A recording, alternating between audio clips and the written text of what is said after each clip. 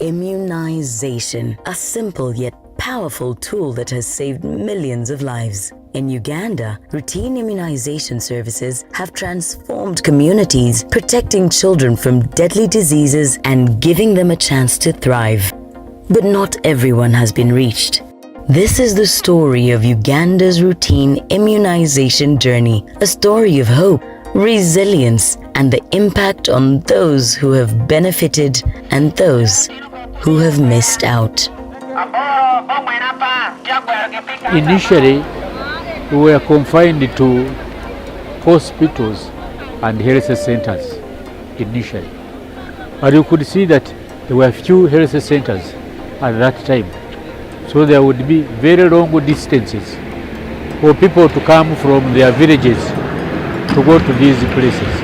And that created actually a very difficult situation for us. 1978, when Uganda was certified as having eliminated smallpox. However, the upheavals in the country at the time led to setbacks in health services, including immunization. The turning point came in 1983 with the establishment of the Uganda National Expanded Program of Immunization under the leadership of His Excellency President Yoweri Kaguta Museveni, who revitalized the program in 1987. President Museveni became a steadfast champion of immunization, running communities and underscoring its critical importance. There are 14 vaccines which are being given to the people.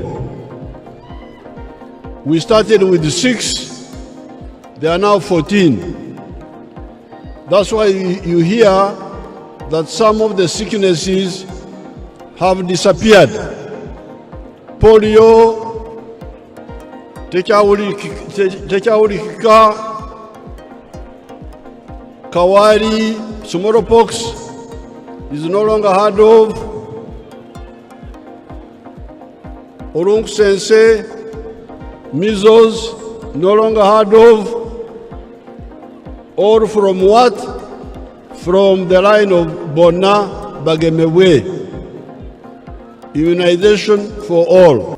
Routine immunization is a cornerstone of public health in Uganda. For over 4 decades, the Uganda National Expanded Program on Immunization, UNEPI, has worked tirelessly to ensure that every child has access to life-saving vaccines at no cost. Today, vaccines protect children from diseases like polio, measles, pneumonia, and more. Immunization has contributed immensely towards the reduction of diseases of children and the death of children.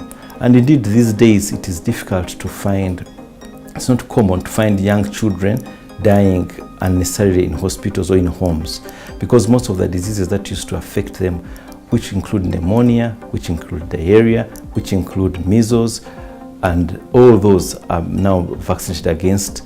And so the diseases, the reason to go to hospital, the time spent by families in hospital, the resources that the families use in hospital, transport, buying medicines, staying in hospital, not working, all that has been affected by immunization. In communities across Uganda, routine immunization has made a profound impact. Families no longer live in fear of vaccine-preventable diseases, and children are growing up healthy and strong. We used to have lots of challenges with high disease burden. For example, if you went to most of our facilities, you'll find that most of the babies brought in were having diarrhea. But with the introduction of PCV10, we have managed to reduce the numbers. Kuze tuwulira nti okugemesa abaana si kirungi, nga batugamba bw'ogemesa omwana alemala amagulu, bw'ogemesa omwana tosobola kwebaka, musula mutudde, omwana akaaba nnyo, abaana balwala, abaana basesema, kwegamba nga batutiisa.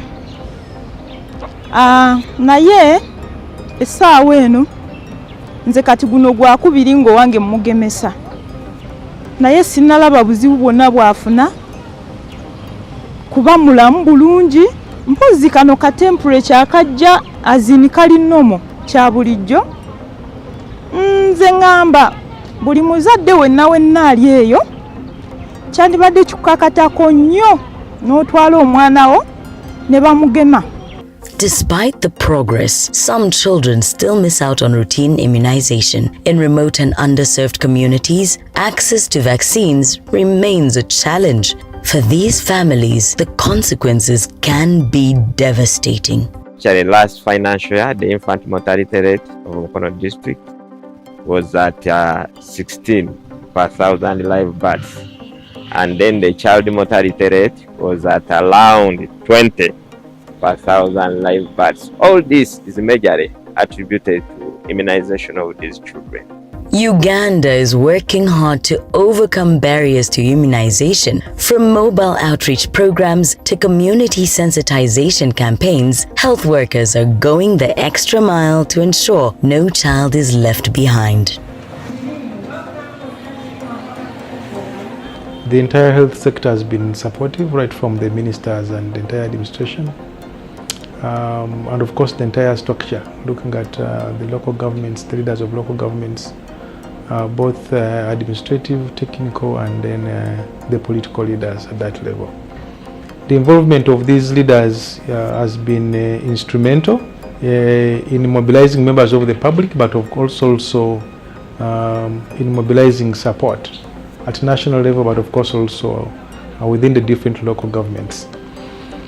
The other critical pillar we have had in a country are the cultural institutions, the kings of different kingdoms. When we had challenges as a country, the king of Uganda kingdom came out openly to mobilize the public and to engage both parents and caretakers and guardians of children to embrace vaccination. The Nabagereka of Uganda, other leaders from other regions in Busoga, in Bunyoro, in Toro, and of course also other cultural leaders from other parts of the country.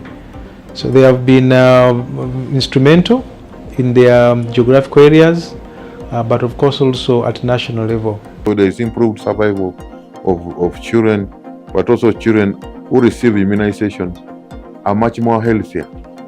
They are able to fight off the rest of the other diseases.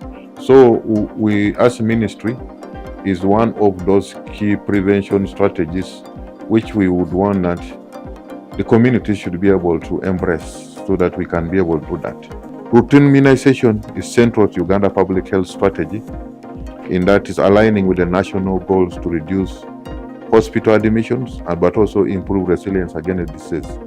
So that even if you get the disease, it reduces hospitalization, but also reduces the chances of death. Through this partnership, Uganda could address critical health challenges, increase vaccine access, and reach underserved populations. Over the years, the immunization program, with support from different partners, has built capacity that enables us to be able to effectively manage vaccines from the time they are dispatched from the manufacturers to the point they are received in the country, stored at the national medical stores, and distributed across the country to the different service delivery points to make sure that there are vaccines available to all the target populations, and ensuring that they are potent and safe and efficacious for vaccinating the different target groups. Over these years, Uganda has been able to register significant growth, and one of them is in the financial contribution towards the procurement of vaccines. Before this work started, the government of Uganda was contributing about 7 billion a year, but at this point in time, and after a couple of negotiations and engagements, government was able to lift its contribution to 21 billion. That's a significant improvement, and we have seen significant gains. As a result of those funds, the country has been able to expand from providing only 6 vaccines to now coming to about 14. Uganda's routine immunization journey is far from over, with new vaccines on the horizon like malaria vaccine and a commitment to reaching every child. Uganda is building a healthier future for all. The contribution of immunization to Uganda's health outcomes is undeniable.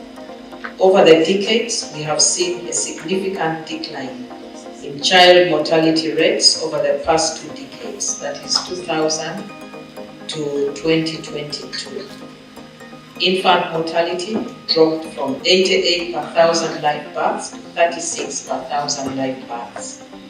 Under 5 mortality has decreased from 155 per thousand live births to 52 per thousand live births. These achievements have been made possible by the steadfast support of our partners. Currently, we are looking at what we call the National Immunization Strategic Plan, which is costed, and then they mobilize resources and then they implement. Now, the other area WHO supports as far as routine is concerned is to ensure that the vaccines are pre-qualified. And pre-qualification looks at 3 components: safety, immunogenicity. What we basically mean is it able to stop the disease, to stop the transmission of the virus or the bacteria, whichever you're looking at. And then the other area is quality. There has been a great deal of misinformation when it comes to vaccines, but this has been found to be false. We are seeing escalating level of misinformation. And that is a big undertaking for us, because we are going to compete with anti-vaxxer with the right message. We want to see that every avenue of political interface with the population, that voice needs to be resounded over and over. We want to see that the multi-sectoral entities that are involved in this space, we coordinate more and we integrate more.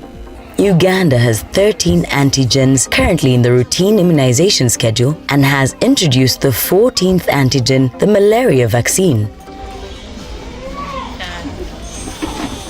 New vaccine will continuously be introduced to ensure that the future generation is protected from vaccine-preventable diseases. Vaccines remain one of the most cost-effective and impactful tools in public health. On behalf of the Ministry, I would like to reaffirm our commitment to achieving our vision by 1. Expanding access to vaccines, including new and innovative ones like the malaria vaccine. 2. Strengthening community engagement to build trust and counter misinformation. 3. Enhancing surveillance and outbreak response to rapidly address vaccine-preventable diseases. And 4. Ensuring every child is vaccinated so that we eliminate the zero-dose children. Routine immunization is more than just a health intervention. It's a lifeline for children and families. In Uganda, it's a story of hope, resilience, and the power of communities coming together. But the work is not done. Together, we can ensure that no child is left behind, because every child deserves a healthy start in life.